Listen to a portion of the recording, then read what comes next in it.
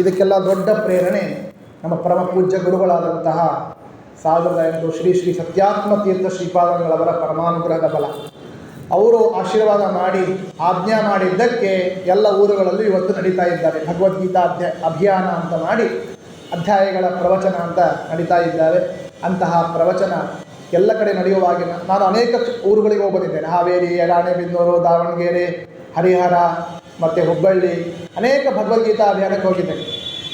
ಈ ಸಲ ನನಗೆ 3 ಆಪ್ಷನ್ಸ್ ಬಂದಿತ್ತು. ಒಂದು ಗೋಕಾಕ್, ಮತ್ತೊಂದು ಇಳಕಲ್, ಮತ್ತೊಂದು ಈ ಹುನಗುಂದ ಅಂತ ಒಂದು ಹುನಗುಂದ 3 ಬಂದಿತ್ತು ನನಗೆ. ನಾನು ಆರಿಸ್ಕೊಂಡಿದ್ದು ಅಂತಲ್ಲ, ನನಗೆ ಒಳಗೆ ಬಂದದ್ದು ಇಳಕಲ್ ಬಂತು. ನನಗೆ ಇಳಕಲ್ ನಾನು ಮೊದಲು ಗೋಕಾಕ್ ಕೇಳಿದೆ, ಗೋಕಾಕ್.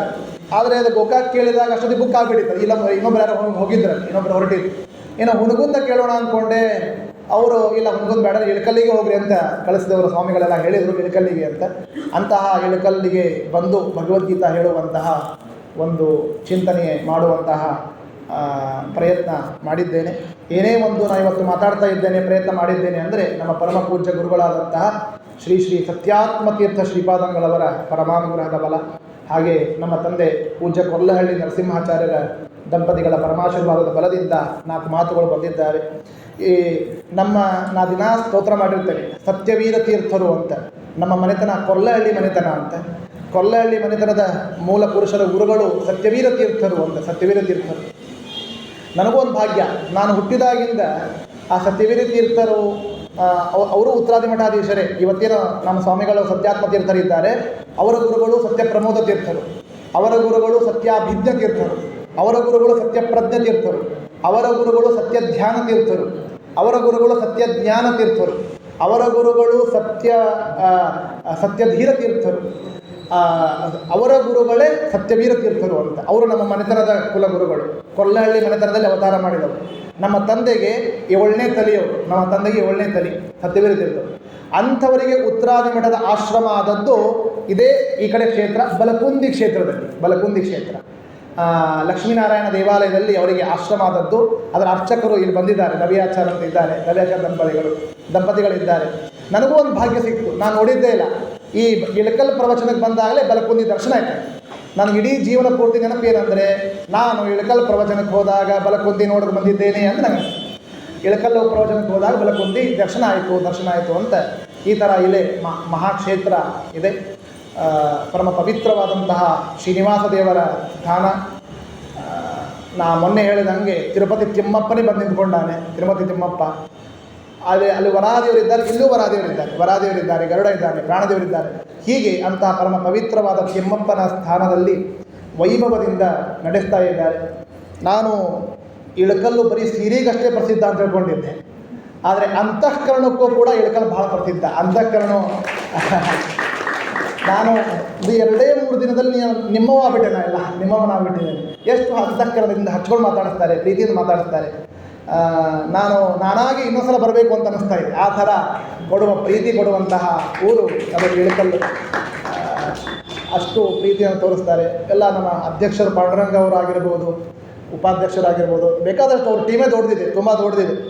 ಅವರು ಪಾಂಡುರಂಗ ಅವರಂತೂ ಪಾಪ ಅವ್ರು ಹೇಳಿದ ಮೇಲೆ ಅವ್ರ ಅಧ್ಯಕ್ಷರನ್ನು ಗೊತ್ತಾಗಬೇಕು ಹೊರತು ಅಧ್ಯಕ್ಷರು ಅನ್ಸಂಗೇ ಇಲ್ಲ. ಎಲ್ಲೋ ಕೂತ್ಕೊಂಡಿರ್ತಾರೆ. ಅಷ್ಟು ಸರಳ ವ್ಯಕ್ತಿತ್ವ ಪಾಂಡುರಂಗ ಅವ್ರದ್ದು. ಆಗಲೇ ಎಲ್ಲರೂ ಹಾಗೇ ಇದ್ದಾರೆ. ಯಾರ್ಯಾರು ಏನೇನಿದ್ದಾರೋ ಅವ್ರಿಗೆ ಗೊತ್ತೇ ಆಗೋದಿಲ್ಲ.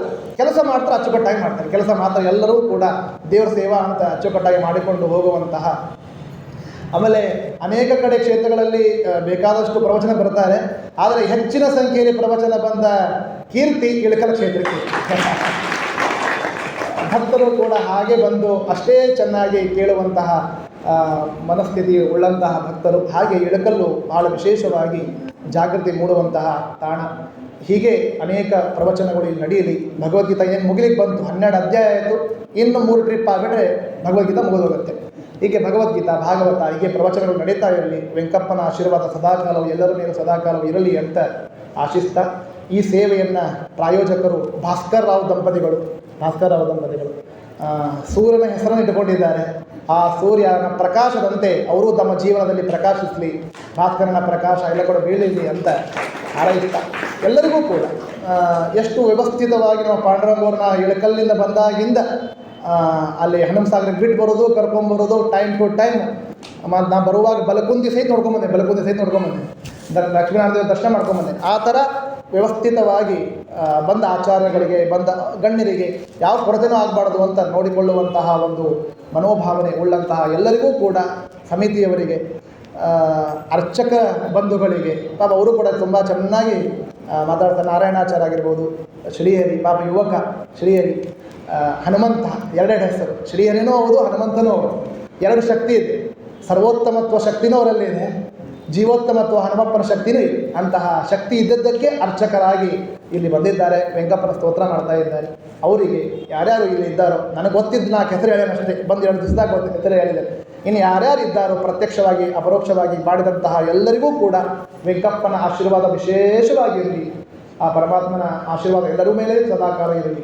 ಮತ್ತೊಮ್ಮೆ ಭಕ್ತರಿಗೆ ಆ ದೇವರ ಹಾಗೇ ಆಗುತ್ತೆ ಆಶೀರ್ವಾದ, ದೇವರೇ ಆಶೀರ್ವಾದ ಕೊಟ್ಟಿದ್ದಾನೆ, ಆ ಆಶೀರ್ವಾದ ಇರಲಿ ಅಂತ ಪ್ರಾರ್ಥನೆ ಮಾಡ್ತಾ ಎಲ್ಲರೂ ಹೇಳಿ, ಅನೇನ ಯಥಾಶಕ್ತಿ ತ್ರಿದಿನ ಪರ್ಯಂತ ಭಗವದ್ಗೀತಾ ಪ್ರವಚನ ಶ್ರವಣ ಯಜ್ಞೇನ ಸಮಸ್ತ ಗುರುವಂತರ್ಗತ ಸಮಸ್ತ ತತ್ವಾಭಿಮಾನಿ ದೇವತಾಂತರ್ಗತ ಪಾರ್ವತೀಪತಿ ರುದ್ರಾಂತರ್ಗತ ಭಾರತೀಪತಿ ಮುಖ್ಯ ಪ್ರಾಣಾಂತರ್ಗತ ಕ್ಷೇತ್ರಮೂರ್ತಿ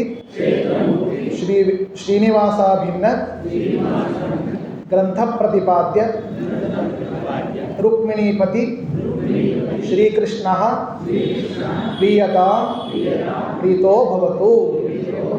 ಶ್ರೀಕೃಷ್ಣಾರ್ಪಣಮಸ್ತು. ನಾವು ಮಾಡಿದ ಕರ್ಮ ಅರ್ಪಣೆ ಮಾಡಲೇಬೇಕು, ಶ್ರೀಕೃಷ್ಣಾರ್ಪಣಮಸ್ತು ಅನ್ನಲೇಬೇಕು ಅಂತ ಸಮರ್ಪಣೆಯನ್ನು ಮಾಡ್ತಾ, ನನಗೋಸ್ಕರ ಪಾಪ ನೀವೆಲ್ಲ 6 ಗಂಟೆಗೆ ಬರಬೇಕಾದವ್ರು 5:15 ಬಂದಿರಿ, ಪಾಪ 5:15 ಬಂದಿದ್ದೀರಿ. ಯಾಕೆ ನಾವು ಮುಂದೆ ಹೋಗಲಿಕ್ಕೆ ಅನುಕೂಲ ಮಾಡಿಕೊಟ್ಟಿದ್ದೀವಿ. ನಿಮಗೆಲ್ಲ ಹೃತ್ಪೂರ್ವಕ ಧನ್ಯವಾದಗಳನ್ನು ಸಮರ್ಪಣೆ ಮಾಡ್ತಾ, ದೇವರ ವಿಶೇಷ ಆಶೀರ್ವಾದ ಎಲ್ಲರಿಗೂ ಇರಲಿ ಅಂತ ಪ್ರಾರ್ಥನೆ ಮಾಡ್ತಾ, ಮತ್ತೊಮ್ಮೆ ಈ ಬಂಧುಗಳಿಗೆ, ಇಲ್ಲಿಯ ಸಮಿತಿಯವರಿಗೆ ಹೃತ್ಪೂರ್ವಕ ಧನ್ಯವಾದಗಳನ್ನು ಸಮರ್ಪಣೆ ಮಾಡ್ತಾ ಪ್ರವಚನಕ್ಕೆ ಶ್ರೀಕೃಷ್ಣಾರ್ಪಣ.